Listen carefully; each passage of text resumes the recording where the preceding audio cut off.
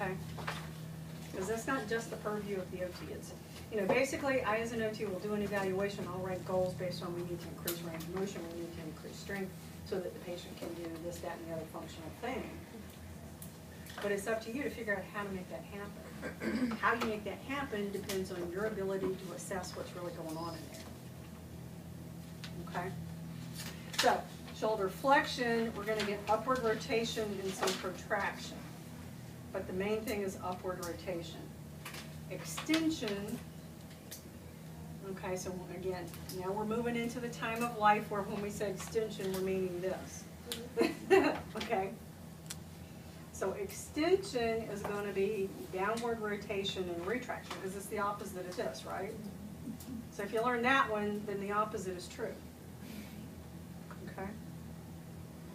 Y'all are funny. You're testing your motions. Could you have a question, or are you just testing your motions? Okay. Well, that's extension. So when you're coming down into extension and then hyperextension, you're going to add in, so you're going to have these things. Hyperextension, we're going to add in that scapular tilt. So if you hyperextend, so coming back down, we're flexed, so we're upwardly rotated and protracted. Coming down, we're going to downwardly rotate and retract. That's going to continue, and then as we get into this hyperextension, you can feel your winging out. Can't you? If you can't, reach over to your neighbor. Okay, abduction. So you remember with abduction, we always want to externally rotate. And when we abduct, we're going to get upward rotation. So when we, and that should be adduct, A-D-D. That's not my typo this time. Change that to a D. Adduction is going to be downward rotation, because it's the opposite of abduction is adduction. Downward rotation. Makes sense, right? What goes up must come down. Right. Medial rotation or internal rotation is going to create protraction. Lateral rotation or external rotation is going to be retraction. Okay.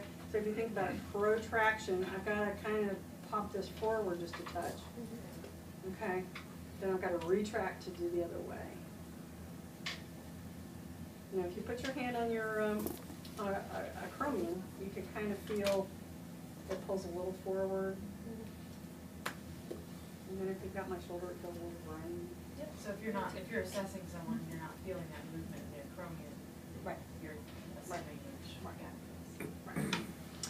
where you're going to see it more is more in the flexion and abduction with the upward and downward rotation. And that's why it's good to come in behind somebody and have them do the movement so you can follow it. We can take pins. I can bring Sharpies, say they're permanent, but they're not on skin. As I've learned. Put a dot here and then have them flex or abduct and put a dot where. Yeah, we can do that. So tomorrow, just don't run the club now. All the time. No. Did that one. No. We'll delete that. They won't sell ads.